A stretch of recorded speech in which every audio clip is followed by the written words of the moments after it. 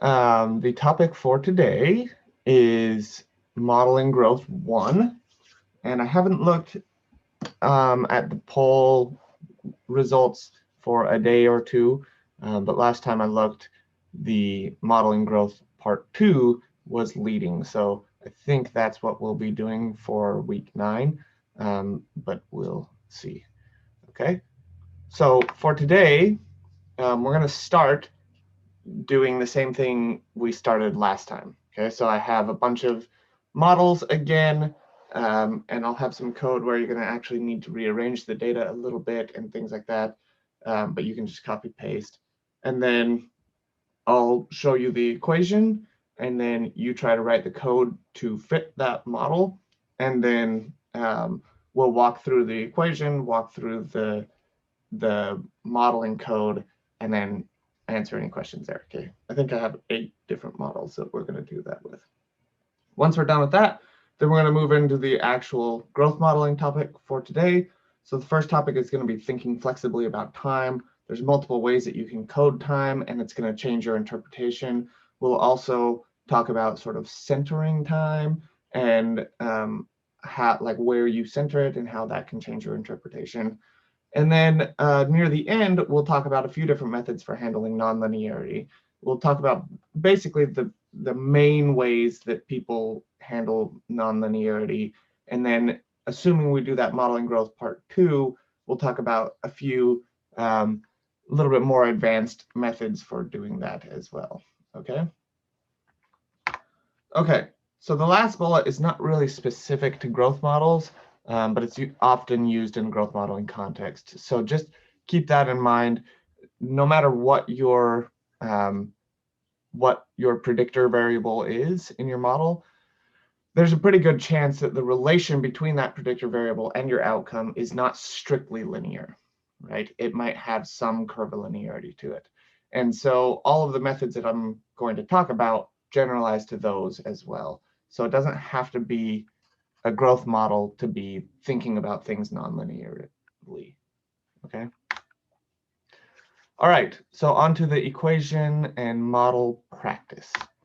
So first we're going to read in this data, which is longitudinal sim. It's been up there for a while, so it's on Canvas as well. Hopefully you have it. Let's go ahead and just read that in. Okay.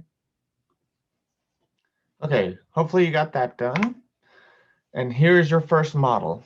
Okay, so I'm not going to say much more about it. It's here. Go ahead and see if you can parse it and figure it out. Okay. Okay. Here are 3 equivalent versions of the same thing. Okay, so I've called them M1A, M1B, and M1C. When we look at this equation, we can see pretty easily, right? G5 spring is the outcome. So that's good. So we have G5 spring as the outcome for all of these. And then when we look in here, we see G5 spring is assumed generated from a normal distribution that has this mean structure, okay? And then some unknown variance. This is the residual variance, okay? In the mean structure part of it, we see alpha, which is our intercept, and it has the subscripts J and K, okay? Each of those also have their own distributions, all right?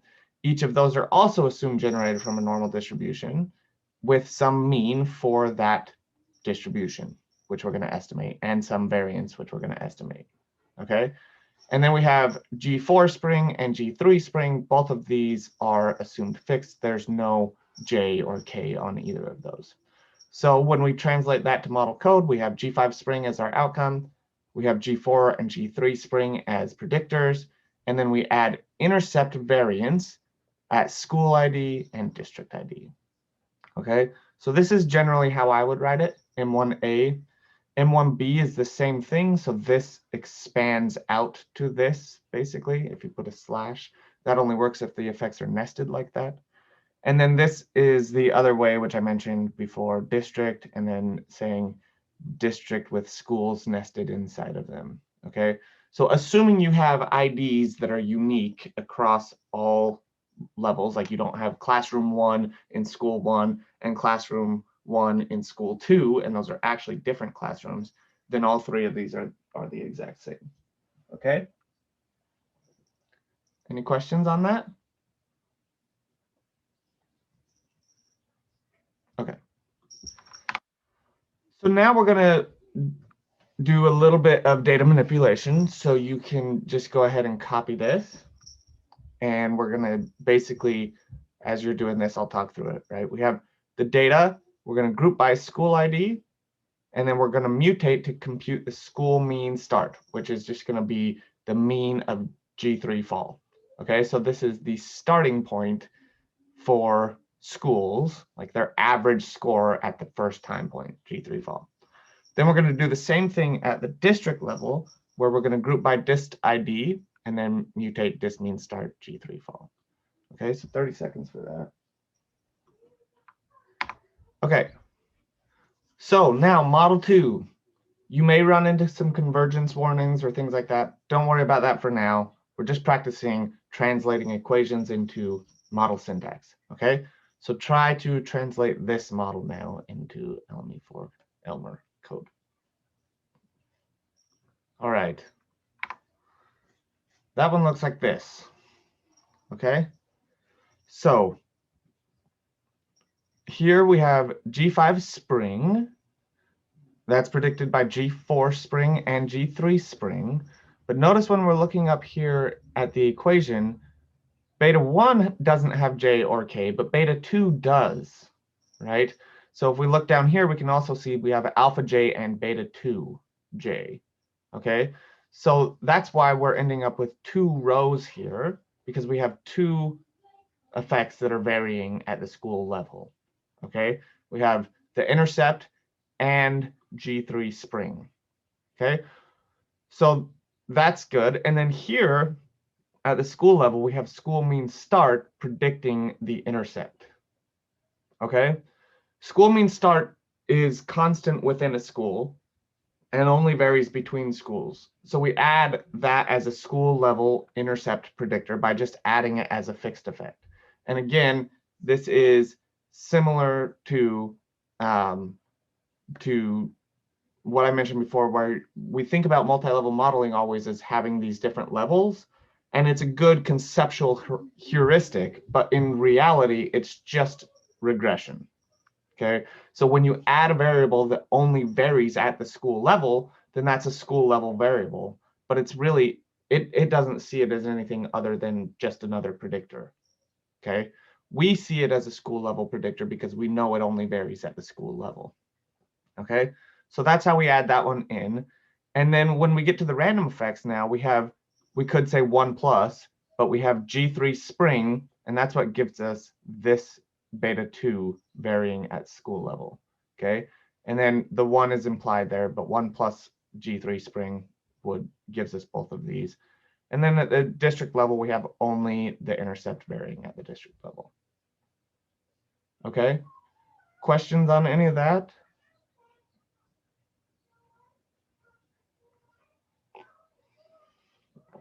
All right. Getting a little more complicated. Try this one. Okay. This one looks like this. So now we have school mean start in there still. So we have all the same fixed effects that we had before because that's here.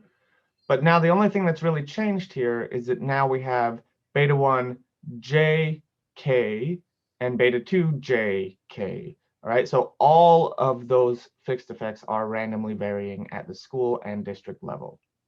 Okay, so then we just add these here, and that's our equation. Does that make sense? Okay. All right, try this one now. Okay, this equation is exactly the same as the last one, with one exception, which is this right here, right? And so what this is saying is that school mean start is now going to not only predict the intercept at the school level, but it's also going to predict beta 2, Okay, not beta 1, but beta 2. And beta 2 is G3 spring. All right. So what we need to do to get this here is we need to model the interaction between G3 spring and school mean start. Okay. And that's exactly what is happening when you have an interaction. You're saying this slope, this G3 spring slope, depends on school mean start. Okay. You're saying there's going to be different slopes for different school mean starts. Okay. So that ends up looking like this. And again, there's multiple ways you could do this. I tend to prefer a little bit more verbose syntax to really explicitly lay everything out. So I have it like this: G4 spring, G3 spring, school mean start, and then school mean start colon G3 spring. Okay. And then the random effects are the same as they were last time. But the other way you could do this if you wanted is just have G3 spring times school mean start with the star, right? And then that would expand out into this notation.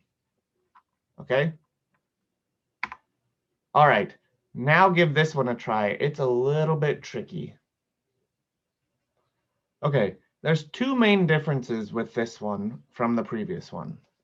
The first is that we no longer have school mean start predicting the intercept. We have dist mean start predicting the intercept. Okay, so that's there. But a bigger difference is that we're now estimating only the variances. Okay, so you can see all of the off diagonals are 0. Okay, so this is how we do that. Okay, we have G4 spring, G3 spring, and then dist mean start. That gives us this one. But then with our random effects, we use that double bar that I talked about last time. Okay, and that estimates each variance. So it estimates intercept variance, G4 spring variance, G3 spring variance, but it forces all the off diagonals to be 0. Okay. So that's why I said that one's a little tricky. We've only talked about that starting last week. Any questions on that one? Okay. Now go ahead and copy this code. We're going to move to long.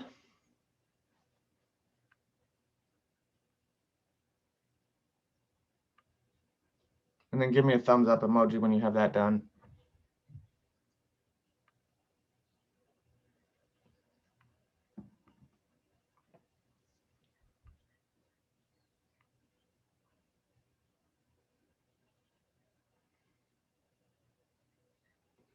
Okay, looks like just about everybody.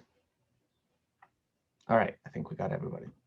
Okay, now we're going to recode time point. There's a couple different ways we can do this, of course, like everything in R. This is one way, okay? So what I'm doing here, and you can copy this code and I'll walk through it while you're actually doing it. I'm creating a data frame here, which I'm just calling wave frame. You can call it whatever you wanted though. This is going to be a tibble where the first variable in this, the first column, right, in this data frame is called time point. And what I'm doing is I'm just recreating all the unique values of time point. So I'm pasting together G and 3 through 5 each 3 times, and then fall, winter, spring 3 times. And so that ends up with this: G3 fall, G3 winter, G3 spring, G4 fall, G4 winter, G4 spring, etc. Okay. And then I'm creating a variable which I'm calling wave, which is just 0 to 8. Okay. And then when I do that, I have another column here that has these. So now I have each unique instance of the time point and all 9 of the waves, or all 9 of those time points coded according to wave, which is just going to be 0 to 8. Okay, so now I have this new data frame. And what I'm going to do is I'm going to join this data frame with my existing one. And that's going to map each time point to the wave. Okay, so we do that like this. I'll say left join L with wave frame. So L is what I called my long data frame, right? And notice it says joining by time point. So now G3 fall, every time it says G3 fall, that's going to be associated with a wave of 0. Every time it says G3 winter, that's going to be associated with a wave of 1, etc. Okay, so that little teeny data frame ends up getting joined with our full data frame, and it gives us a new column that is coded correctly. that make sense? So again, many different ways you could do that, but that's the way I chose to do it in this case. And I wanted to sort of show a different way of doing it. Okay, so now we're going to use this L data frame to fit this model. Okay? Okay. So this one, hopefully, should be fairly evident what's going on. We have an intercept and wave that are our predictors, and both of them are intercept is JKL, right? And wave is JK. So we have alpha J, beta 1J, alpha K, beta 1K, and then alpha L. So we have JKL. This is technically a 4-level model at this point, right? So it's 1, 2, 3, 4. So we have time points nested in students, nested in schools, nested in districts. Okay. So then when we fit this model, we just have wave, and then we have intercept and wave varying by SID, intercept and wave varying by school ID, and then just the intercept varying by district ID. Okay.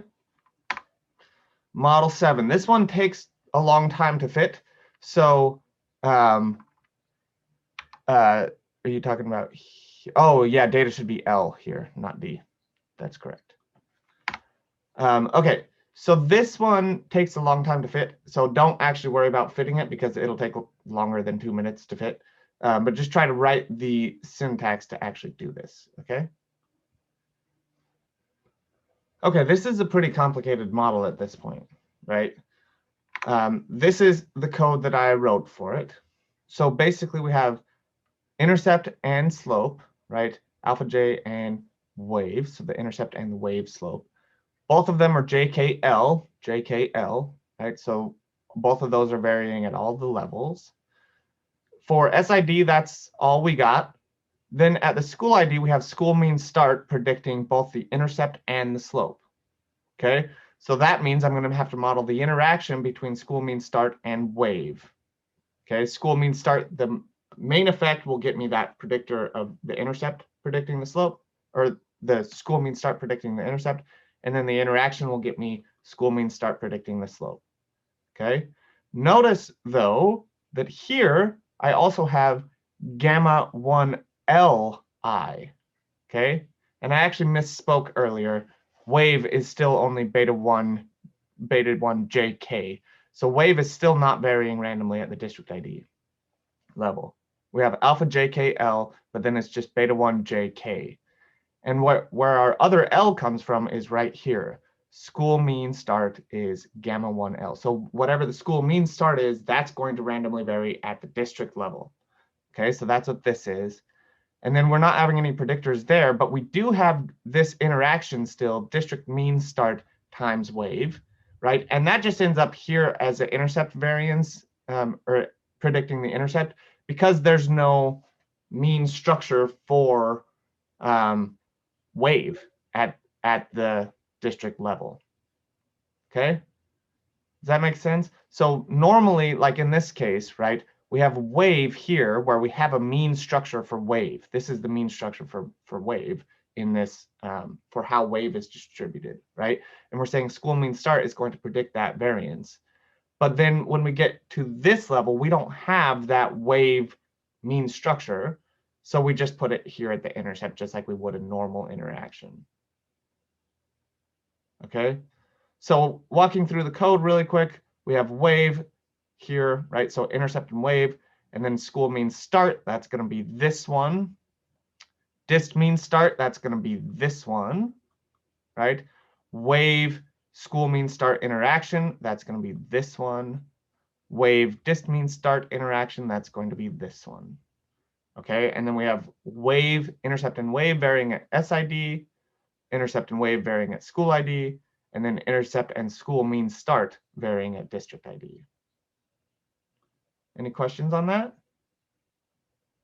Yep, Chris? I follow all of that, except why is there a slope for school mean start? I don't see that in the model. Where is that? This? Oh, that is saying that that's a slope of school mean start within district ID?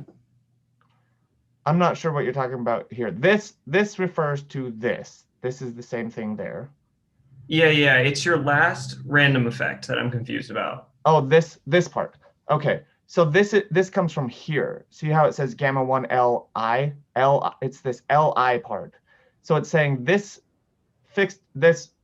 predictor, school mean start, is going to randomly vary at the L level, right? Which is here. So you can see gamma 1 L here comes down here, and gamma 1 L is now varying at the district ID. Okay, gotcha. Thank you. Yep. So this is complicated, right? But it is very, very regularly the case where you have things at level 1 that vary at level 2 and 3, but then you might have, like in this case, something at one of the higher levels varying at even higher levels. So you could have something at level 2 that's varying at level 3. So for example, something, you could have a school level predictor that's varying at the district level, which is what we have here. Okay, last one. This one's a little bit easier. Let's try this one. Okay, I wanted to finish on this one because it has some features of the last one that make it a little bit confusing. Specifically, that this is the SID level, right? But we still have school and district level predictors. So we're not modeling the school and district random effects, but we do have school and district predictors still, okay? And that's okay, that's fine. We just have to enter those as predictors and they will go at whatever the highest level is from them, okay? So this is school mean start is predicting the intercept and district mean start is predicting the intercept at the student level, okay? But again, this is like at the student level, they're just predictors in the model that happen to be at those levels, okay? So those go in there, and then we do have this interaction between school mean start and wave. So we end up with something like this, and this time I have used that shortcut syntax. So wave times school mean start, that's gonna expand out to wave school mean start, wave colon school mean start, okay? And then district mean start, that's gonna be this one, and then we just have wave, intercept and wave varying at the SID level. Okay. Any questions there on any of that?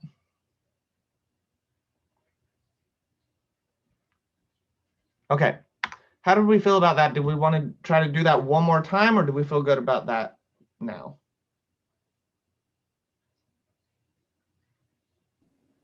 You mean like in a future class? Yeah, like next class, do you want to do that one more time, or do we?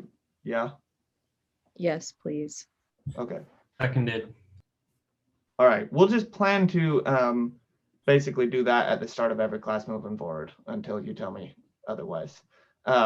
We I have can. a question about Model 7, if I can ask really quick, just to Yeah, check sure. my understanding.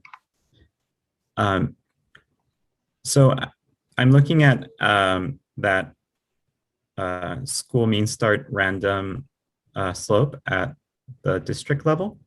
Mhm. And if we added like district mean start as a predictor for that random slope, then we would have to add across like an interaction between district mean start and school mean start. That's right. Okay. Yep. Yeah, if you wanted district mean start to be down here, Mhm. then you would model, that would be school mean start predicting, or it'd be district mean start predicting school mean start. So you would model that interaction between the two of them. Okay, thanks. And I'll tell you, so this output, right, comes from my package Equationomatic. So I fit the models and then I used Equationomatic to pull out the equations from them. And when I first saw this, I thought it was wrong too, because I had forgotten that I had not included wave down here. So I spent like an hour actually digging into the Equationomatic code because I was like, something's wrong here. And then I realized that was exactly the model I had specified. So, I work with this stuff a lot and I still get confused sometimes too. So it's good to get the repetition in. In terms of doing this though, moving forward, I will plan to do it again next time, but next time we're also introducing Bayesian methods. So we're going to start to work with BRMS, a different package for fitting multi-level models with Bayes. And so after that, when we do this, I might have some where I'm asking you to fit it with using BRMS instead of LME4.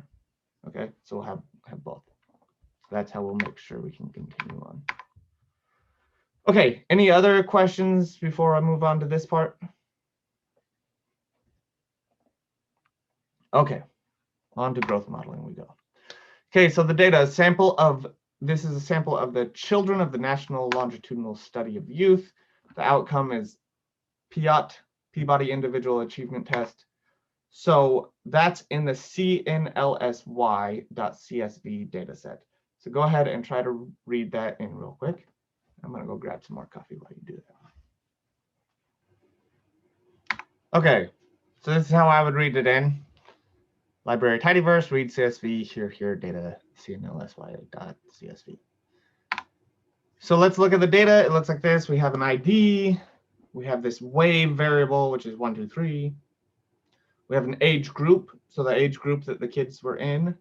We have their actual age, and then we have their PIAT score. Okay, so let's fit a basic model. Try to fit a model that accounts for the within subject design in some way and includes a random intercept and slope. Okay, so hopefully you all feel comfortable doing this at this point. All right, so as you probably guessed already, based on the variables that are in the data frame, there's multiple approaches you could do here, right? This is what I did to start. I took LME4 and I said mutate wave C. So I created a new variable called wave C, where I'm saying wave -1. Wave C for centered, right? And so I'm subtracting 1 because when we look back here, wave is 1, 2, 3. And so I could fit it actually just with wave, and that would be fine. The problem is the intercept wouldn't make any sense because the intercept is the value when all predictors are 0, right? And if wave cannot be 0, then the intercept isn't going to make much sense. Okay, so I subtracted 1. So now the intercept is going to represent the average score at the first time point. Okay, then I fit a model like this, M wave, Elmer PIAT, predicted by wave C, and then intercept and wave varying at the ID level. Okay, the model ends up looking like this. Okay, so we have 21.16 as our intercept.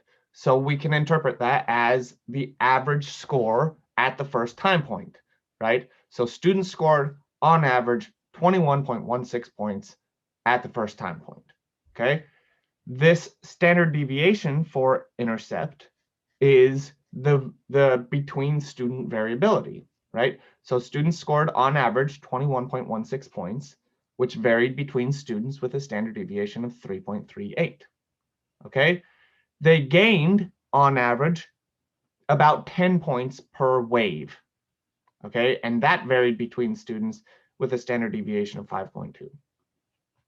Okay, so this is all good, except what does wave actually mean? Right? We don't really have any, that doesn't have any real value, right? It doesn't mean anything. A wave could mean differences of a week.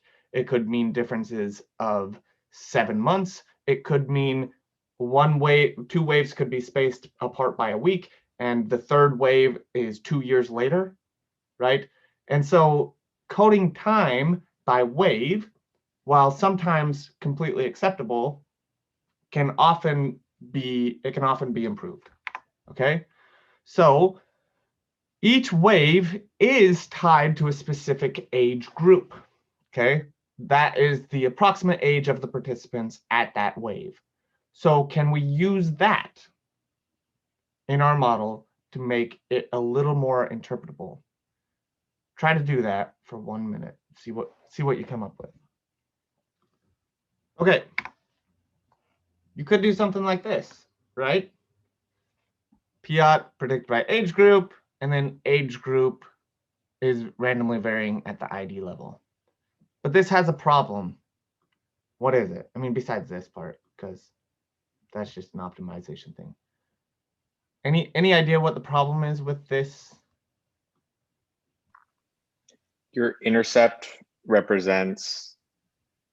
is going to represent 0, but no participants are actually being measured at 0. Yes.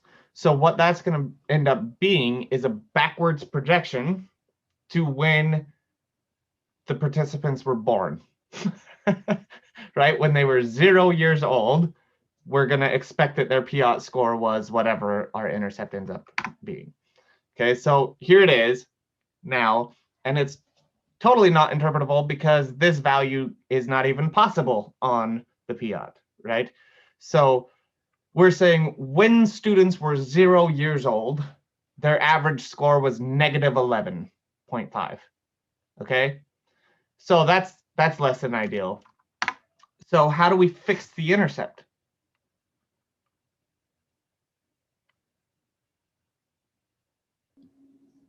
Can you mean center it? We could mean center it, and then it would so then that would represent the score when students were the average age in the sample. Center it on the lowest age value. Yes. So we could center it if we look back at our age group. Let's go back there for a second. We have 6.5, 8.5, 10.5, right? So we have the 6.5 at each of them. So if we just subtract 6.5 from their age, like we do here, right? Then this age group C is going to represent the average score at that first time point again, which is the average score when they were 6.5 years old. Okay? So we do that, we fit the model again, and now we can actually interpret this thing. Okay, so you can see the values look pretty similar, but they're not actually identical. Students at 6.5 years old had an average score of 21.16 points, which varied between students with a standard deviation of 3.38 points. They grew on average 5 points per what?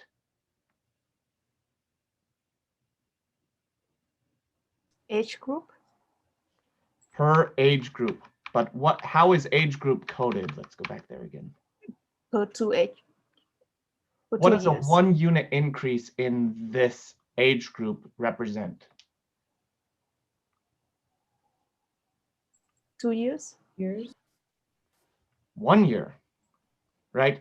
Each wave is 2 years, but a 1 unit increase would mean going from 6.5 to 7.5, right? So we're skipping 2 years each time, but this variable is just a numeric variable, 6.5, 8.5, 10.5. It's going to estimate the change from 6 to 7 to 8 to 9, okay?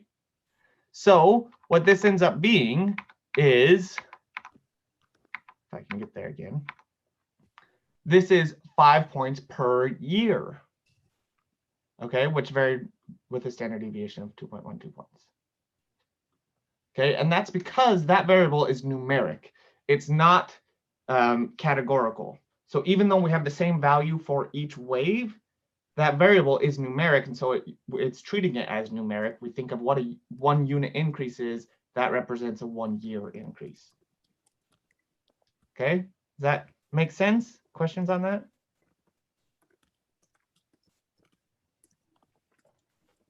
Okay. All right, without looking, how do you think the model fit for this model, this age group 2, and the age group model? So this one versus this one. How do you think the model fit has changed? And you don't have to say out loud, but just think about it for a second.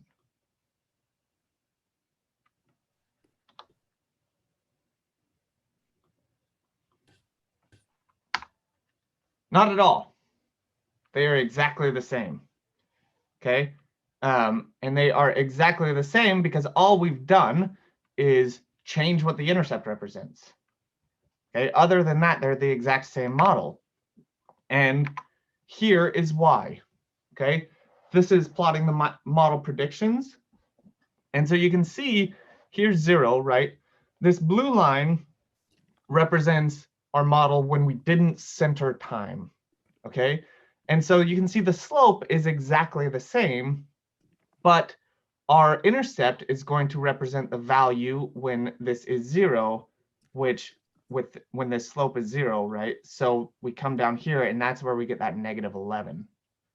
Okay, whereas this red line is now we've just moved over, we've just shifted the intercept over to when they are 6.5 years old. And now that value is, so this is what 0 is in our model, is 6.5. And so now the intercept is here. Okay, but the line is exactly the same. And all we've done is just shifted where that line, where we're sort of referencing that line.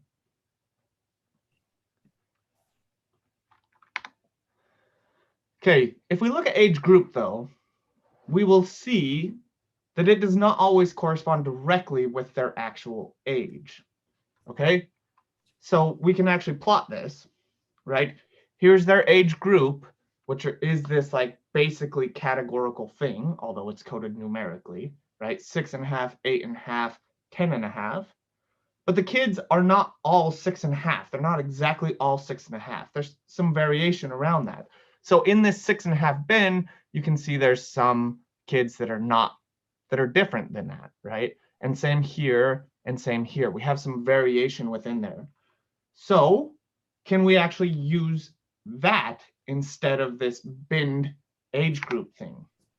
Okay, when we model age group, as we just did, we are actually assuming that every single kid is that exact age at that time point. Okay, and although age group is more interpretable than wave by a lot, right? It's a lot better. It doesn't solve all our problems, because if a kid is 6 and we're assuming they're 6.5, or the kid is 7 and we're assuming they're 6.5, then that's a bit of a problem, right? So try to fit another model with age as the time variable instead. And then if you have time, compare the results between the previous model. Okay. Okay. So we got to do something with the intercept, right? How do we want to handle it? There's a bunch of different ways we could do it, but we probably don't want to assume kids are 0 years old again, right? So what I did when I was looking at this is I first said, okay, just filter where wave is equal to 1. Give me that first wave. And then let's look at the age range there. Okay, so I said just count age. So we see we have 6 kids who are 6 years old, 4 kids who are 6.08 years old, and we have 7 kids that are 6.91 years old. Okay, so how do we want to handle this? It's kind of up to you. It just depends on how you want to interpret it. Okay, what I did is I decided, okay, I'm going to just take the youngest kid, which is 6 years old, and I'm just going to subtract that from everybody's age. Okay, so what does that value represent for a kid who's 6.91 years old at the first time point? It's just going to be a backwards projection. Okay, so we're going to say here's their score at 6.91 years old. So what would we expect their score to be at 6 years old? Okay, based on their slope. So it's a backwards projection. So I end up doing something like this. Okay, demutate age 6 is equal to age minus 6. You can call it whatever you want, but I like to have things like that to remind me how I've centered it, rather than just age C or whatever. And then we just fit the model just like we have before. Okay, so now when we're interpreting this model, we would say, okay, kids on average scored about 18.8 points when they were 6 years old. Okay, that's what our model is predicting for many kids that they would score at 6 years old. That varied between kids with a standard deviation of 2 points. And then they grew on average about 4.5 points per year, which varied between kids with a standard deviation of 1.8 points. Okay, The intercept and slope correlated at 0.17. So it is positive, but it's super, super minor. So probably wouldn't say there's much of a relation between where students start and how they progress.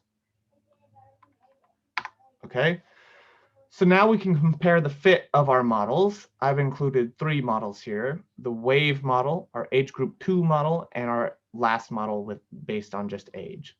Okay, and if you look at AIC and BIC, you can see for both of those indicators, it's saying the age model is quite a bit better. Okay, so I've mentioned this before, but any values greater than about 10 for AIC and BIC, you're going to probably interpret as pretty strong evidence that that model, the model with the lower value, is better. So in this case, we have pretty good evidence that the M-age model is fitting better. All right.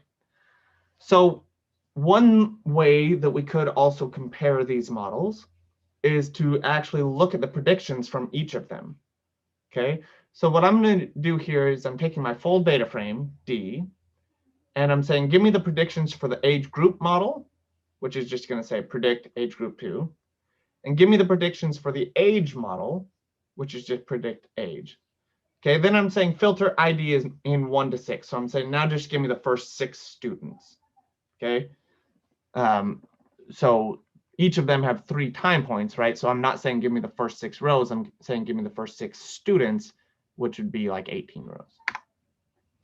Okay, now I'm going to actually plot these to see what the predictions look like from one model to the other.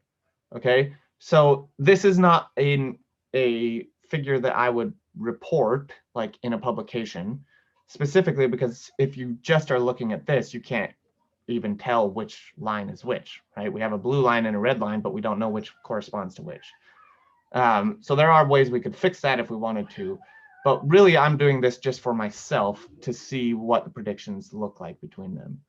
And so you can see, right, so the blue, the cornflower blue, that's the age model, and then the firebrick, the red one, is the age group model. And so you can see for these, the blue line is a bit different from the red line sometimes, but overall they're pretty similar. So how much of a difference does it really make? Well, we'd probably want to look at a few more students if we wanted to be really confident about this, but it probably doesn't make a ton of difference in terms of the individual predictions, but overall, we're doing a better job with the age model. And that makes sense, right? Because if a kid is almost 7 and we assume they're 6.5, and a different kid is like 6 and we assume they're 6.5, then we've got almost an entire year difference between those 2 kids, but we're assuming they're the same age when they're taking the test, right? So by accounting for that between age variability within a time point, we're able to do a better job with our model. Okay, so this is an example where we're accounting for age, but this also comes up in all sorts of other situations. It's probably the most common that I deal with anyway, is when you're involved in a longitudinal study and not everybody gets the assessment at the same time. So maybe you're dealing with all 6th graders, right? They're all 6th graders, are all roughly the same age. You could account for age, but what you really need to account for most of the time is when the assessment was given. So maybe they have a 2-week window where they can take the assessment at the first time point, and a 2-week window at the second time point, and a 2-week window at the third time point, right? If every time one group of students takes it at the very first day of those assessments, and a different kid takes it at the very last day on each of those, well, depending on what your measure is, that might make a big difference, because sometimes, like so with some of the tests we give, you know, you might expect about 1 point of growth per week, right? So that over a 2-week span, like 2 weeks difference, if you're assuming that they're the same, then, and they're actually separated by 2 weeks, that's going to be a pretty large assumption if you're also estimating that you get about 1 point per week growth. Okay, so in that case, it's going to be very similar to this, but you're just going to, when you're computing the time, right, you would want to compute the time accounting for when the assessment was given. Any questions on that? I Okay. can I ask a question really quick just to clarify? Uh-huh. Because it sounds like, so when I actually did it, I had done like just a model, like just modeling age, then doing the subtracting 6 and then mean centering, and they all had the same values. But is it more just in the way we're interpreting it and using it like to conceptualize our data and making it make sense in that way? Like the model fit or like the actual comparison was the same? So depending on what you did, the model fit actually will change, right? So here is with wave and age group, and those are pretty Yeah. darn similar. Yeah. But the difference between age group and age is actually different, right? Yeah. So what I was saying was for age, like if you mean center, if you just do like straight age, mean center it, and do your like subtract 6, those were all the same. Yes. About 18. And that is because of this. When you're subtracting a value from a variable, all you're doing is changing what the intercept is. So you're just basically sliding the intercept to somewhere else on the X scale. Gotcha. And so it's just more interpretable. It's just more interpretable, yes. And Thanks. so there are times too where it might make sense to center on the last value. So, like kids are exiting this intervention once they get 12 years old, to be 12 years old or whatever. So then it might make sense to subtract 12 from every kid, because then your intercept represents the average score when people exited the study, right? So where you center that is going to depend on how you want to interpret it, how you want to interpret the intercept. But basically what I'm advocating for is to think about that and to think about what makes the most sense when you're fitting these models. But in terms of the model fit, it's not going to change at all because it's just sliding the intercept. Yeah, thank you. Mm-hmm. Any other questions? Okay, so the differences in the model predictions overall are small, but it does display better fit to the data, and the assumptions that we're making are less stringent. So that's all reasons why the last model would be preferred. I do want to point out, though, that sometimes this is not going to be possible. So where I talked about 2-week windows for the assessment, if you expect 0.02 points of growth per week, then trying to account for those differences in time may end up with a model that is trying to just pull too much out of it, and you're not going to have enough variance. And so in that case, it might actually be better to just collapse time to wave, but you still probably want to say this is the first month, this is the 7th month, and this is the 12th month, or something like that, right? And so then you would interpret it in terms of months rather than wave, okay? But again, I want to be clear about this. I don't have slides on this, but like, let's say you had a longitudinal design like that, right? And you had 2-week windows, and it was not, you would probably first want to try to account for the specific time elapsed, right, for every kid. But if that didn't work, you still want to make sure, so like if the first time point, so like the Eccles K, this is common, right? You have 2 time points in kindergarten, and then the next time point isn't until, I think, 2nd grade, or maybe it's the end of 1st grade, something like that, right?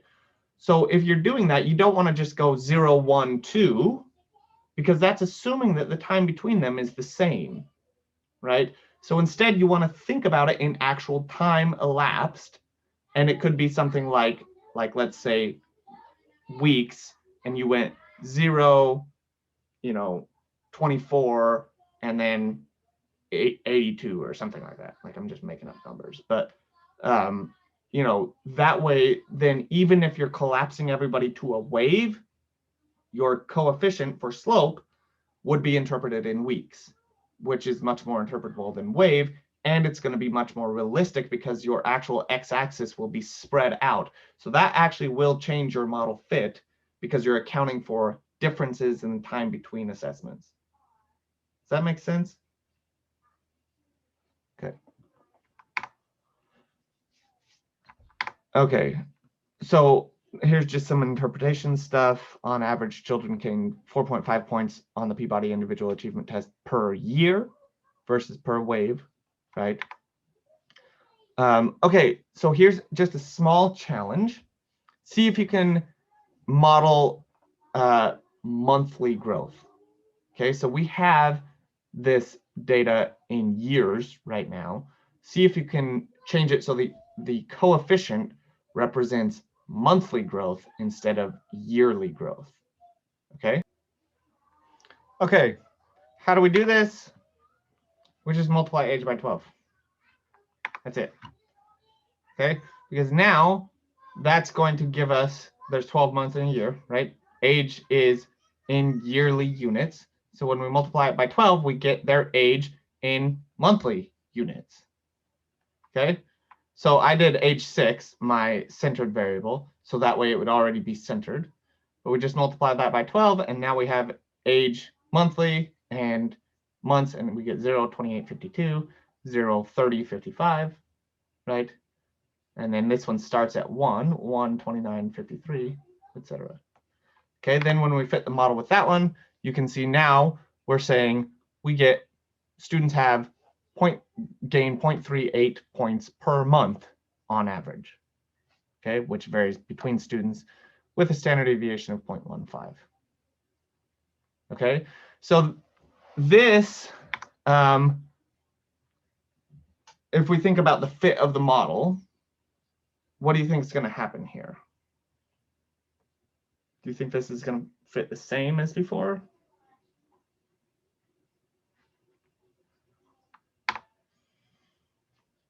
It's actually slightly different. So this is not the same as centering. Okay, we're actually transforming the variable, and so the values are slightly different. But I actually probably would not compare models like this because they are really fundamentally the same thing, but the scale has changed, and so therefore the fit changes. Okay, so if you look at the actual predictions from them, you can see they are out to, 3 decimals. They're exactly the same. Daniel, and you say they're kind of like the same because like the transformation of the variable wasn't like a change in like functional form. It was still kind of linear, just changes. Yes, exactly. So all we're doing is changing the scale of it. We're not actually changing the values, right? The values are, I mean, it's again sort of just like that. It's a linear transformation, right? So it ends up being the same sort of thing. If we did a nonlinear transformation, then it would potentially change some. All right, let's pause there for a few minutes. We'll come back just like 1 or 2 minutes before 11 o'clock, and then we will continue on with this. Okay? All right. On we go. So let's go ahead and read in the wages data now. Hopefully this won't actually take 2 minutes, but so give me a thumbs up when you get that read in so that I know we can move on.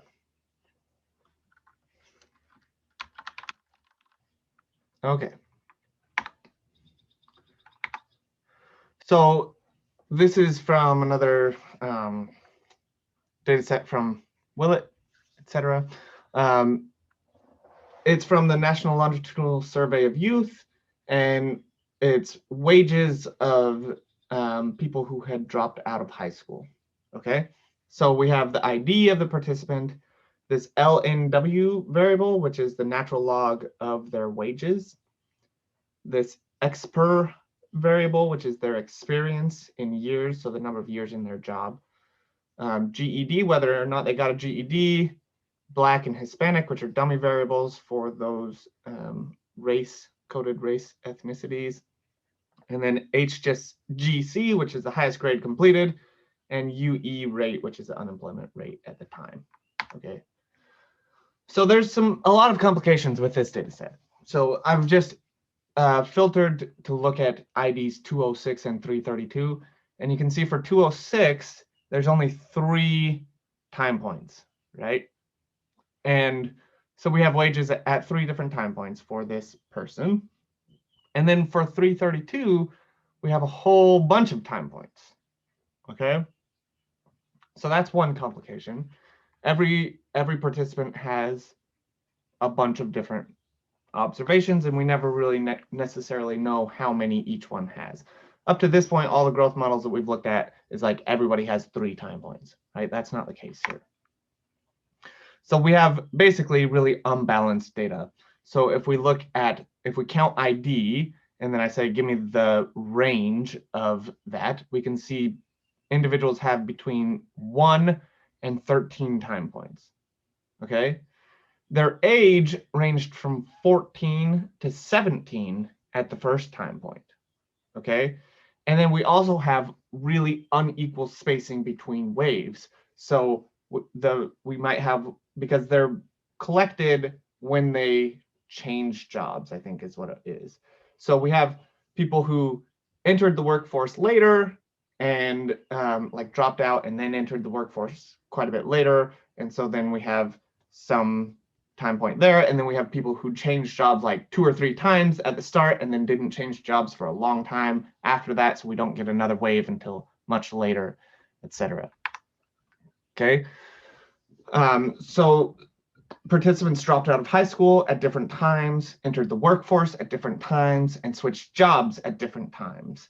Okay, so there's different ways to handle this. The way they decided to handle this in the study is they basically individually centered time. Okay, so this is one way that you can handle this sort of complication, where you say, okay, whatever the wave was, whatever the time point was, that first one, we're going to subtract that from all the rest of their time points. So let's say they were 16 at their first time point. We'll just take 16 and subtract that from the rest of their time points. Then for the next individual, say they were 15.5 at their first time point, we'd take that 15.5 and subtract that from the rest of their time points. Okay, so what this ends up being then is that the intercept represents the average score at their first time point. And that's, you're going to know that like the age is different for every person, but it's the average at their starting point. Okay, this XPER variable tracks their overall time in the workforce and time at a given salary. Okay, so this experience variable is kind of odd because it's like, how long have you been in the workforce? That's the experience variable. But when they switch jobs, that experience continues to increase, even if it's experience from a previous job that might not actually be related to their current job. Okay, so experience is really sort of like this time variable. Okay, the hardest part about this sort of a model really is the structuring of the data. It's all of that stuff I just talked about. Individually centering time, making sure that you have your data so that you have 3 rows for students or people who have 3 observations, and 7 rows for somebody who has 7, etc. Okay, the data preparation part can be really complex in this sort of a setting, but in this case, it's already done for you, right? We're through that part, and so we can just focus on the modeling, which is good. But I just want to make sure that I mention, right, if this were the real world and you were actually doing this study, there would be a lot of work to get to this point. Okay. So once we have the data in that structure, though, we can estimate the model we want, which is using experience as this sort of time variable. And so that ends up being our slope. And we're going to use that to predict their wages. Okay. And then we're going to let that slope vary randomly across IDs. Okay. And so it ends up looking like this. When we look at our model, we can see that it looks like this. So the average wage in natural log units when they entered the workforce was 1.72, which varied between participants with a standard deviation 0.23. And they gained on average 0.05 natural log wages per year, right? Because if we look back at experience, it's coded in years. Okay, And then these do correlate slightly negatively. So if you start out at a higher wage, then you don't progress as much. Like the rate that your wages increase over time is lower. And if you start at a lower wage, then the rate that your wages increase over time is higher. Okay, it's a moderate correlation, but it is there. Okay, also notice this is relative to this size, right? The fixed effect is 0.05. The standard deviation is 0.04. So that's a lot of variation in the slope given the size of the fixed effect, right? So every 1 year of extra experience corresponded to a 0.05 increase in log wages on average, which varied across participants with a standard deviation of 0.04. All right, now let's fit a more interesting model. So try to fit a model that addresses the following research questions, okay? Is the relation between experience and log wages the same across coded race ethnicity categories, okay? And do these relations depend on highest grade completed? Okay, those are the research questions we're going to try to address here, okay? I will give you 5 minutes. If you feel like you don't need that much time, let me know in the chat. If you have questions, let me know in the chat, or you can just unmute and let me know. Okay, you may not have gotten all the way through, but hopefully you were able to at least puzzle through and get a start on this. This is very much an example of a type of research question that we might want to address with this data set, right? And so what we need to be able to do now is not just be able to translate model equations to syntax, but we need to be able to translate questions into syntax, right? So first, I'm going to start out by centering, okay? I'm going to center highest grade completed. You could choose whatever value makes sense to you. I'll choose grade 9. And you don't actually have to do this. But again, if you don't, the intercept is going to be weird because it's going to represent the average value when highest grade completed is 0, right? And we wouldn't expect anybody to have a highest grade completed of 0. So I chose 9, I think, by looking at some of the descriptive statistics. That seemed like somewhere right around the mean, but you can choose whatever you want. Just make sure that when you're interpreting it relative to that. Okay, so now let's look back at our research questions for a second. Is the relation between experience, which we've already modeled, and log wages, our outcome, the same across coded race ethnicity categories? Okay. And then do these relations depend on highest grade completed? Okay, so is this correct? Is this modeling that first research question? Does the relation between experience and log wages depend on the coded race ethnicity categories? Okay, Chris says no. Why? What are we missing here? Well, you're looking at like the fixed effect of race. And the other thing is, I thought it was kind of weird to have this sort of dummy coding. So I had recoded it into just create a race variable and then model that interaction with experience. Okay, good. So we need the interaction. You can collapse it to a single ethnicity category, race ethnicity category, but then you'll end up actually recreating the same thing because it will do the dummy coding for you. But it's easier in terms of the syntax because you could say race eth whatever times HGC 9 or whatever, and it will do all of those for you. But in this case, you're exactly right. We are modeling the main effects only, and if we want to know if experience depends on these things, the relation between experience and log wages, we have to model the interaction between these and this. Okay. I also specified experience is randomly varying across all ID levels, right? Could I or should I have included these variables as randomly varying across ID?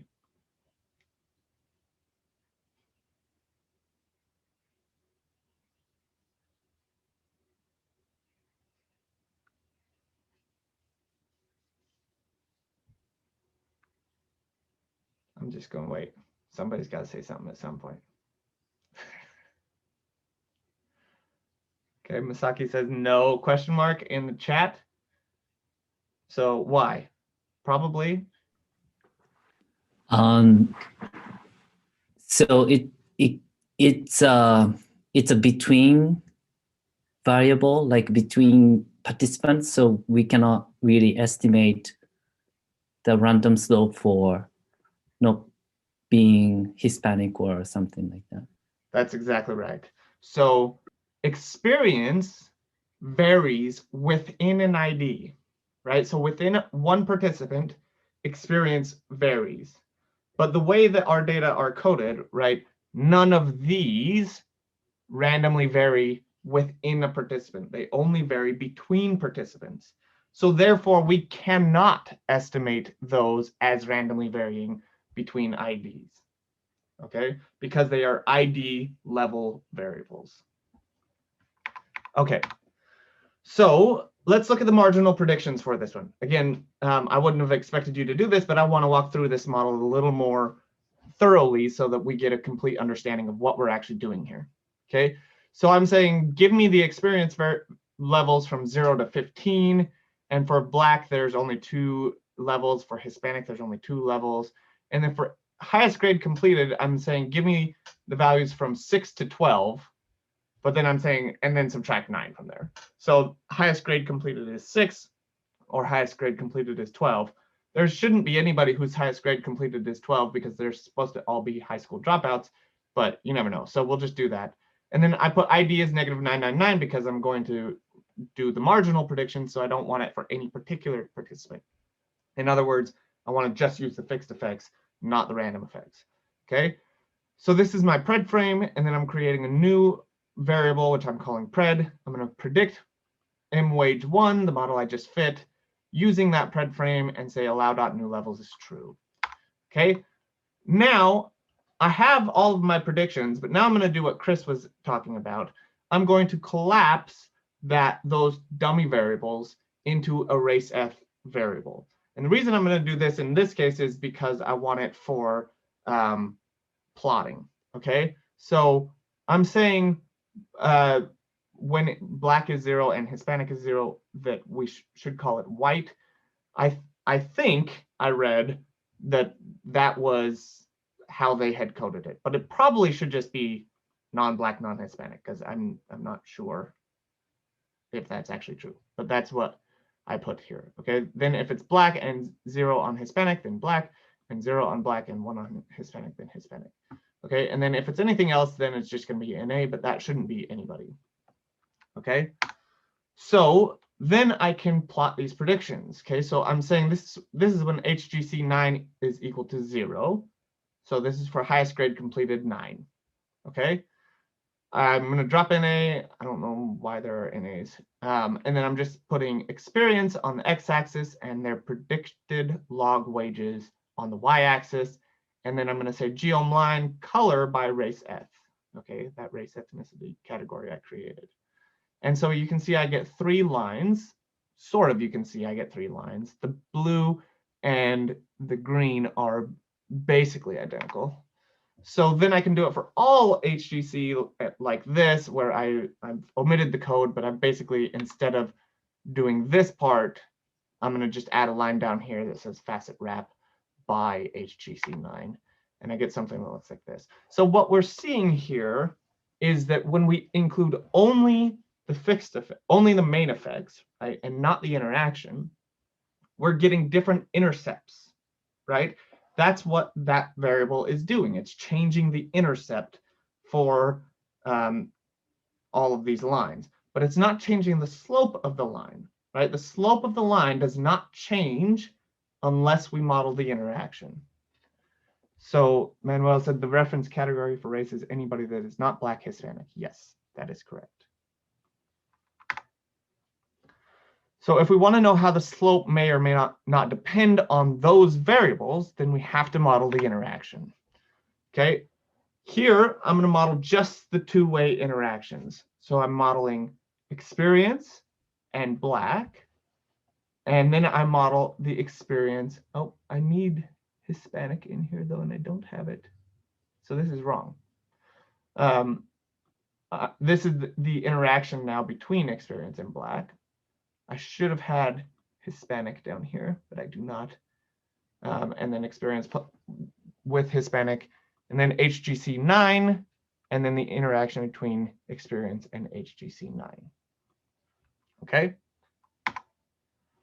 Now we're going to just reproduce these plots, and you can see it looks like this now. Okay, so now we are saying that the slope for these three race categories depend the slope for experience on their log wages does depend on the coded race ethnicity category. All right. And then here I'm doing it again, but just for -3 and 3. So the low and the high. Does that make sense? Any questions on that?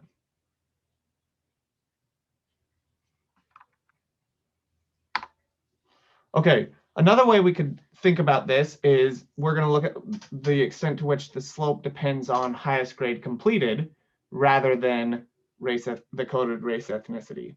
Okay, so here I'm saying experience in pred, and then I'm making HGC 9 a factor. I'm going to facet wrap by the race ethnicity, but then I'm going to have different lines for this HGC 9.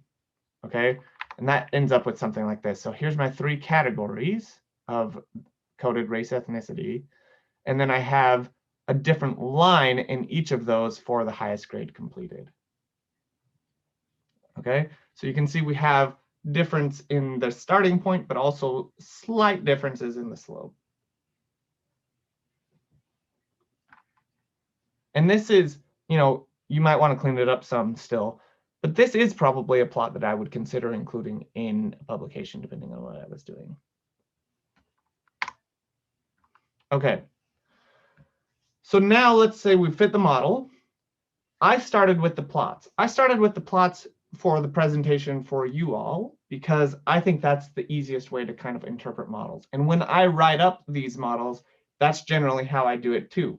I create some plots that I think really illustrate what the model is doing, what I'm trying to communicate from the model, what my research question is, and having a plot that sort of maps directly to my research question.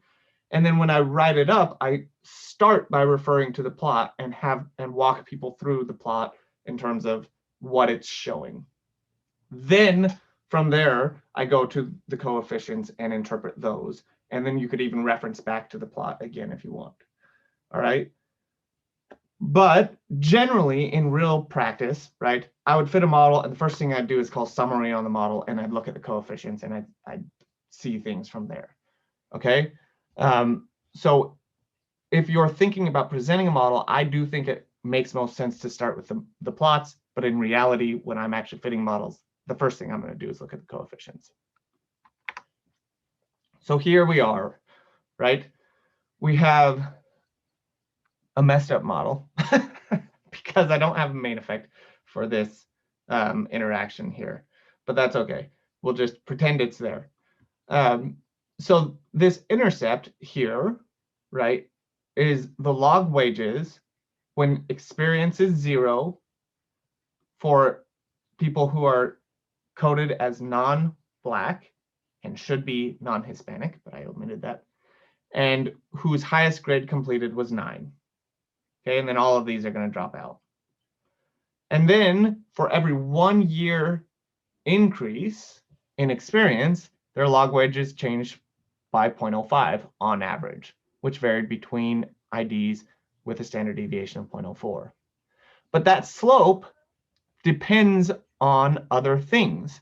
It depends on specifically these things. Okay, so for example, for individuals whose race ethnicity was coded as Black, right, their slope would be 0.02 less than the average slope, 0.05. So we would expect that people coded Black would progress on average 0.03 log wages, or yes, per year. Okay, they would gain 0.03 log wages on average per year instead of 0.05. And people coded Hispanic would be 0.01 more than that on average. Okay, so it's like this adding thing. This is like the baseline, and then these get added on to it. Any questions on any of that?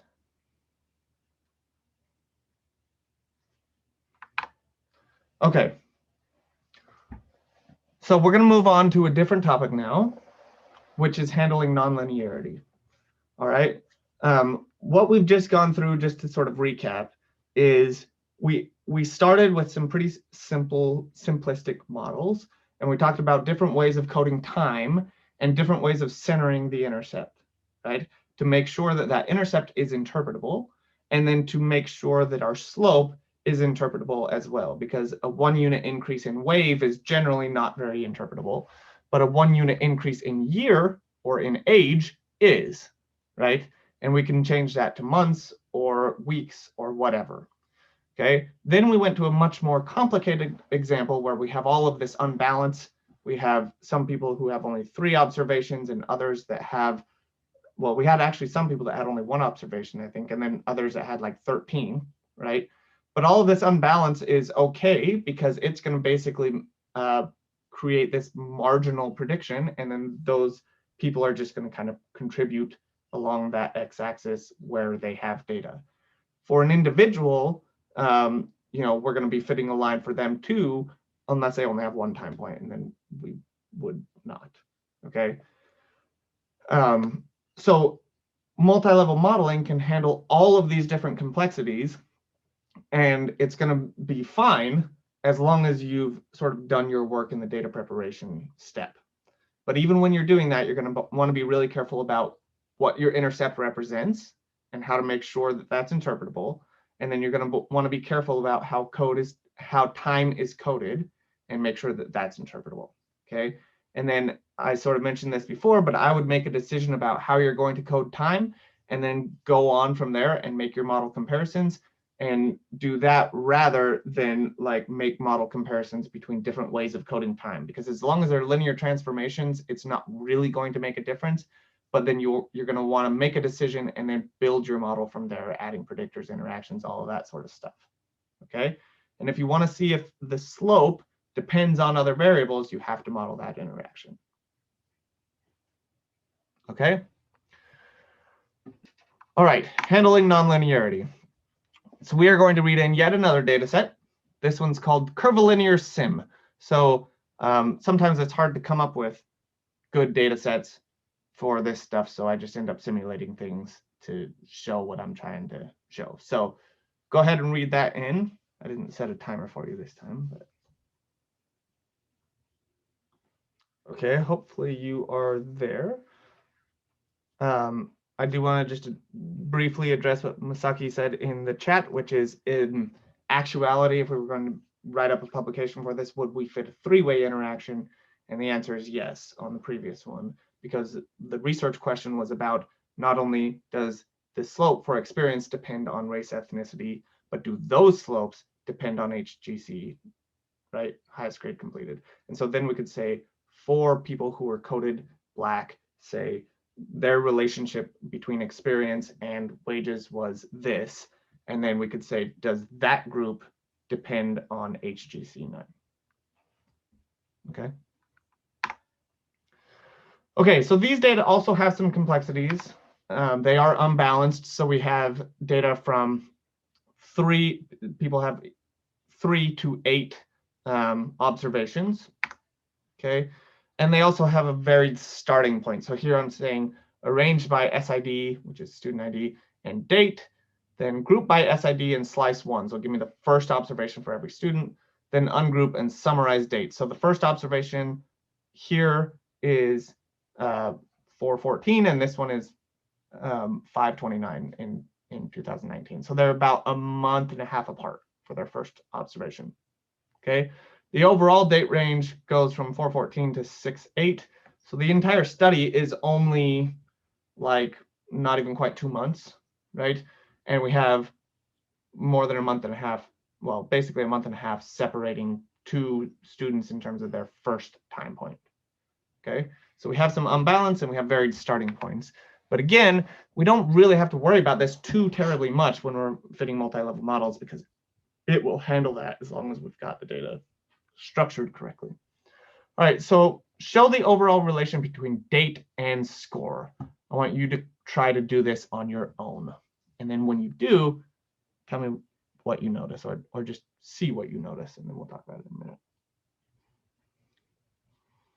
All right, somebody want to tell me, what do you notice?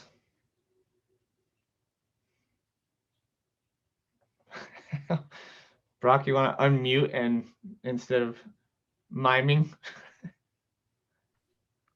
It's accelerating from between April 15th and May or so, but then kind of tapers off.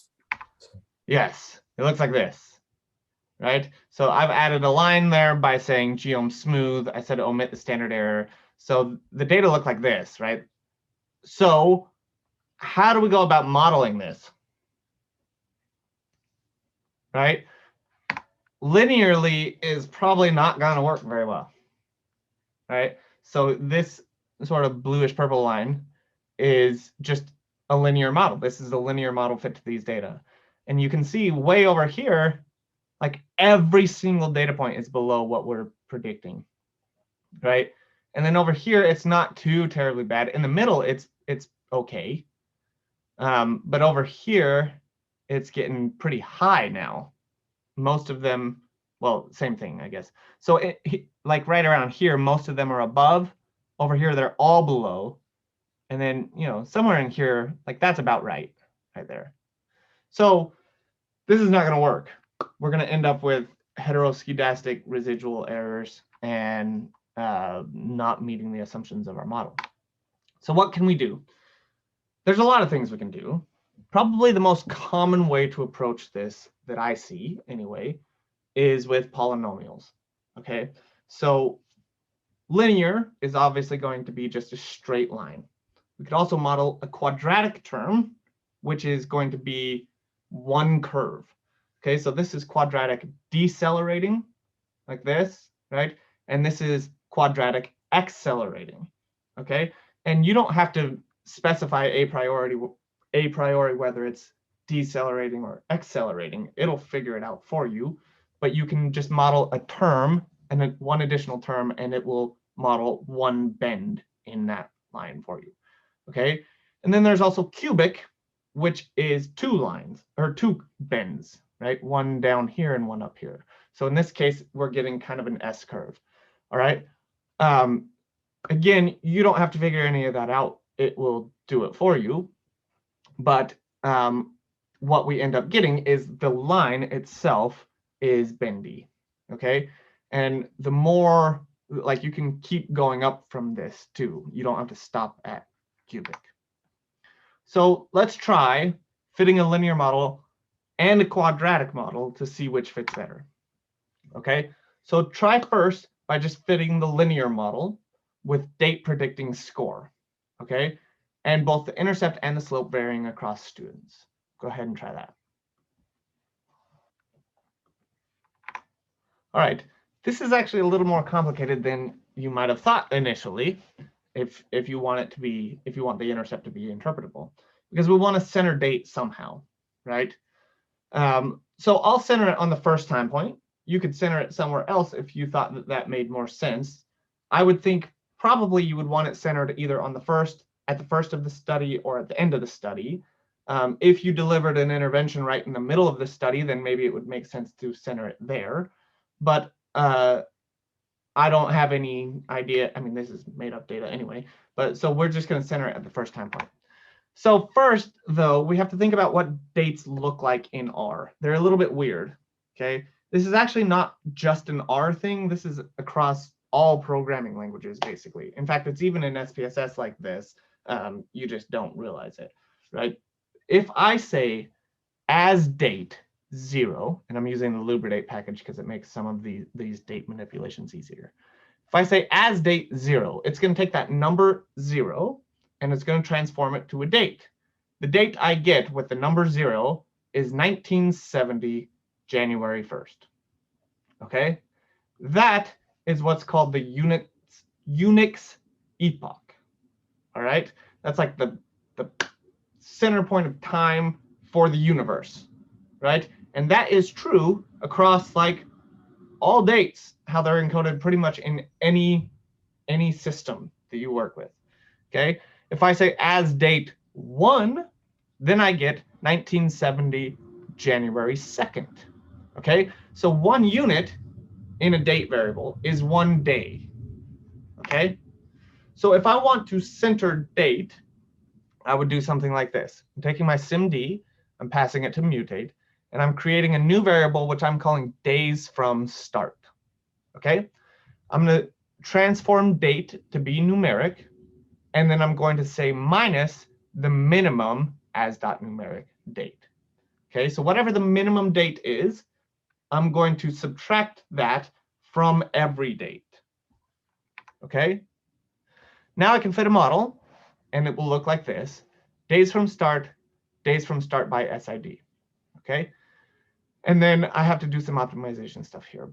But what I end up with is a coefficient that is here that says the average score or whatever was 68.66 at that first time point, which varied between students with a standard deviation of 13.69. Then that slope is 1.22, which varies between students with a standard deviation of 0.28. Okay, this correlation is negative, so we're saying if you start high, your slope is lower. If you start low, your slope is higher. Okay? All right. So now we're going to fit a quadratic model. All right? The way we do this is, there's actually a couple of different ways that I'll mention here in a second. But the way that we're going to do it is to create a new variable, which I'm calling days2. Okay? That's going to equal days from start squared. Okay? Then when we fit our actual model, we just enter into our formula days from start plus days2. Okay? And then we're going to allow just that slope to vary. We're not going to allow the rate of deceleration or acceleration to vary by students. The only reason I'm not allowing them both to vary is just because the model ends up being complicated and there's less variance usually in these, the rate of deceleration or acceleration, than there is in this, which is just sort of like the overall rate. Okay. So now we look at this. Okay, here's what this model is telling us. Students have an average of 52.09 points. Then they progress at 2.98 points, but they, for every day increase, they are decreasing by 0.03. This is really hard to interpret, and in fact, many people will tell you don't interpret it at all because it's actually days squared, right? So there's, how do you interpret days squared, right? It doesn't make a lot of intuitive sense. But it does make sense if we actually, so let's compare them first, right? I'm using ANOVA, you could use something else. We can look at the AIC and BIC values. You can see the quadratic model is fitting significantly better than the linear. And significant meaning actual test, but also just like a lot better, right? So we can plot the predictions. I'm gonna run through this fairly quickly because we're starting to run out of time, but you can look through this code more completely if you want. Basically, I'm just recreating the variables here, and this is the range I want to see the predictions over. Days squared, SID -99, and then each of the predictions. And so here's my prediction frame. Days from start, days squared, SID, pred linear, pred quad, all right? So then I'm going to plot them like this. Okay, so I say geom line Y is pred linear, and then geom line Y is pred quad, and then I just change the colors. Okay, so this is definitely a lot better, this purple line, right? But if you look down at the bottom, you can still see it's way too high. Right here, this is still way, way too high. Okay, when you're trying to interpret this model, though, going back to that point for just a second, I would present the coefficients and present the standard errors and things in a table, but I would not have sentences like a 1 unit increase in days from start corresponded to, like you would with a typical linear model, because it's not linear anymore. And it's not even one coefficient that is relating to that change. It's both of those coefficients together, right? And because you're modeling two coefficients to get one curvilinear slope, okay? And so I would present it like this, and then what I would do is probably talk about some of the predictions. So like, at the start, we would expect this score. After 10 days, we'd expect this score. At the 50th day, we'd expect this score, and then like refer them to the figure to see the line so they can kind of understand it better, okay? In terms of the coefficients, you do want the coefficients there so that you can have the standard errors associated with them, maybe confidence intervals, and people can see those so that they understand, right? But in terms of the overall functional form, it's better to just plot them versus trying to interpret those coefficients, okay? So cubic, we could expand what we just did to a cubic model, and I'll give you probably 2 minutes, because I want to try to get through the rest of these slides to try to do that on your own rather than 3 minutes, okay? So try to do that. Basically replicate what we just did, but now with a cubic model. Okay, let's go ahead and move on. This is one way that you could do it, okay? I just say SIMD days 3 is equal to days from start cubed, and I can only do this because I already have days squared. Okay, when I'm including this now, I have to include days from start, days squared, and days cubed. Okay, you have to include all 3 of them in your model to get that curvilinear fit. Okay, then when I display it, it looks like this. So we're getting -12 here, we're getting 0 here, but notice the coefficient standard error is 0 here also. We can compare the models and we can see that the cubic is still significantly better. It's a lot better than the quadratic model. So we can make some predictions and look at it, and it looks like this. Okay, so we're getting a little bit lower here, but it's still not very good, right? And then this is looking pretty good through here. Pretty good, pretty good, pretty good. And then it's actually bending up here at the end, which is better also. Okay, so you can see, because ideally, right, you want this curve to kind of be like in the middle of the data all the way across, essentially. Okay, so this is looking quite a bit better, but there's other things we could do, okay, and we'll get there in just a second. But I did want to mention one other thing, which is rather than creating all of these variables like this, the other thing you can do is you can use this function called poly, and I didn't actually put it in the slides. I'm not sure why, but I just didn't. But you would just say score, and then right here you would say poly, and that's a function. And so you would call poly on days from start, and then you would say comma, and then say what degree you wanted it. Okay, so if you wanted that quadratic model, you would say days from start, comma, 2. If you wanted this cubic model, you would have days from start, comma, 3. Okay, if you look at the coefficients, though, you will see they're going to be wildly different than what we just created. The model itself is going to make the predictions are going to be exactly the same. The reason is because it's going to create orthogonal polynomials. Okay, these are not orthogonal polynomials. They're just straight up raw transformations. You can also request raw transformations instead if you want, but the orthogonal polynomials are the default because it'll make your model more stable. The coefficients are completely not interpretable, but if you talk to people who wrote these functions in the first place, they would say, well, even on the raw scale, they are not interpretable. So they would argue that the orthogonal transformations are better. And so it's kind of up to you whether you want to use those or not. Okay. But the line that you would get like this with your prediction would be identical. Okay, whether you're using orthogonal or raw transformations. Okay, an alternative. This is the last part of today. instead of modeling additional parameters, we could keep going, right? We could do a 4th degree polynomial, 5th degree polynomial, and just keep going and going and going. Part of the problem with polynomials, though, is they work really well when there's a lot of data around them. But when you get to the ends, to the tails, they tend to go off wildly, particularly if your data becomes more sparse in the tails, okay, which is pretty regular sort of thing. That's not the case in this example, but it's fairly regular that you'll have most of your data within this range, and then you have less data on the tails.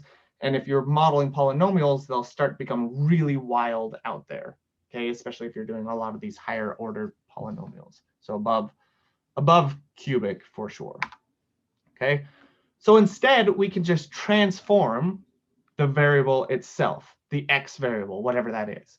So some pretty common transformations are a log transformation, a square root transformation, and an inverse transformation, okay? You can also do things like a Box-Cox transformation, which will estimate what transformation needs to occur to make it look more like a normal distribution. And then when you're doing that, sometimes that'll help in this case, in these sorts of cases. One of the things that's interesting about the Box-Cox transformation is that it will actually simplify to each of these transformations if that's the best transformation for it. So that's kind of nice too. Okay, so we're going to try log transforming our x variable. Okay, if you're familiar with log growth, which is a pretty common thing, then the plots that we're looking at probably look pretty familiar to you. That's because, surprise, surprise, they were simulated assuming log growth. Okay, so that's what we need to do. We need to log transform that x variable. Okay, I do have some zeros though. Okay, my starting point, right, is 0 because of the way that I have transformed that. So instead, I'm going to use log x plus 1 instead of log x, because the log of 0 is negative infinity. Okay, the log of 1 is 0.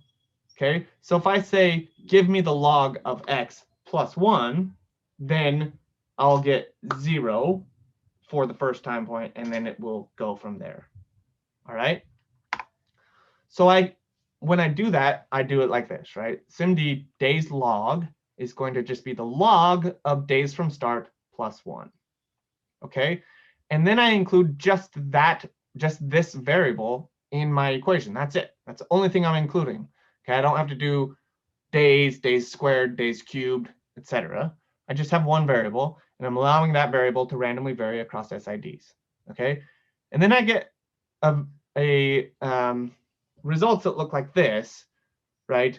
Which, like, this is saying for every 1 unit increase in days log, right? So a log transformation of days, which may not make a whole lot of sense, but you might be able to parse it through.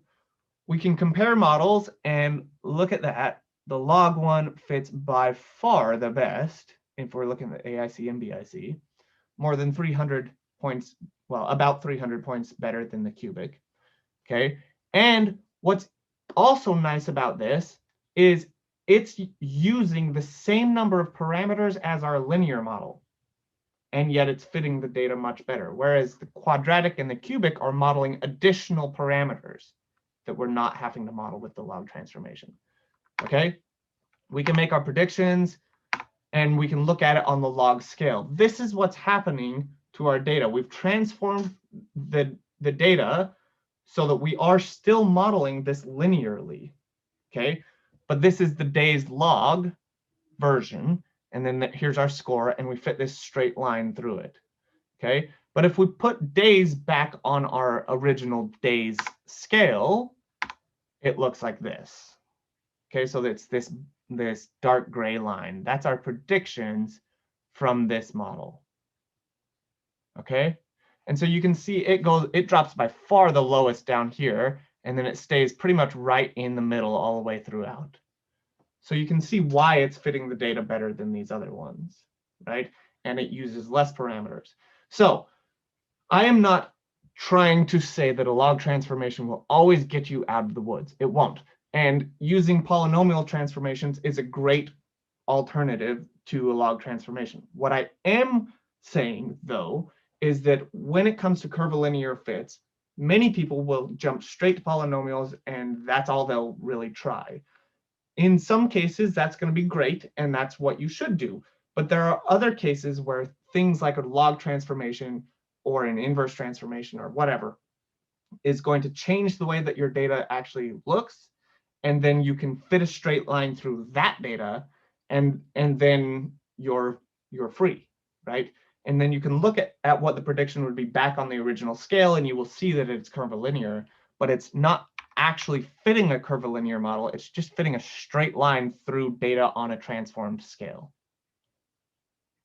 Okay? Does that make sense? Questions on any of that? Okay, and again, all of this stuff is, I've talked about it through a growth modeling perspective, but it's not specific to growth models. This is true for any XY relationship that you're modeling. Okay. All right, so next time we're going to talk about Bayesian methods. I'm pretty excited about this one. I think it's going to be a good one. Homework 2 is also due. And Tui, I am with you. I did not think we were going to get through all 96 slides, but we did it. So, yay. All right, any last minute questions? We got about 2 minutes left.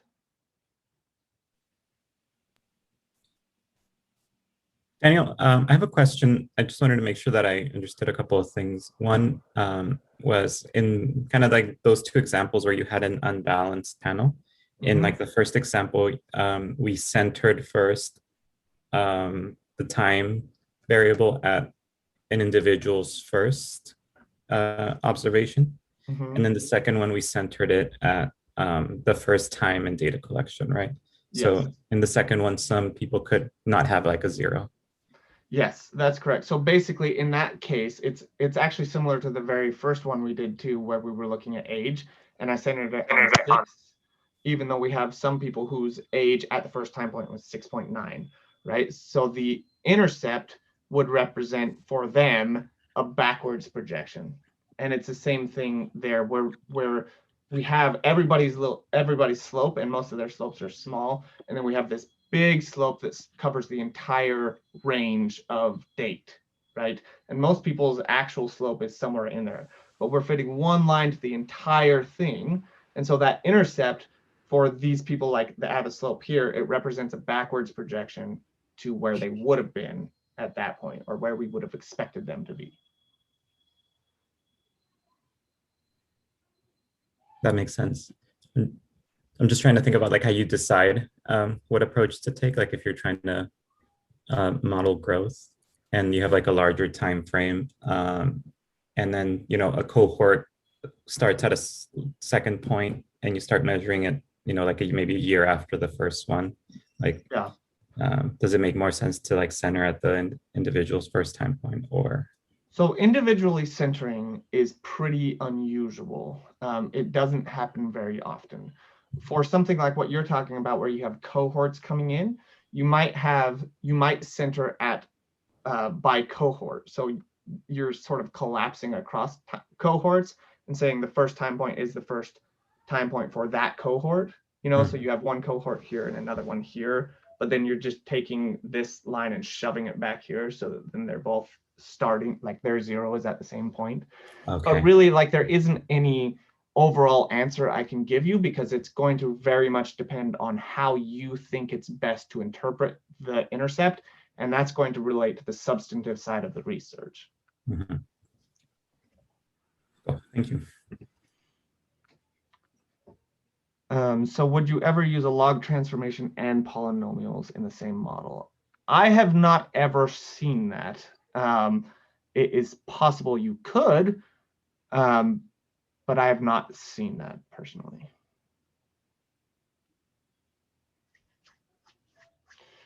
Any other questions? Okay, so homework 2 is due next time. I don't know why that says that. That's just a typo, but it's due next time.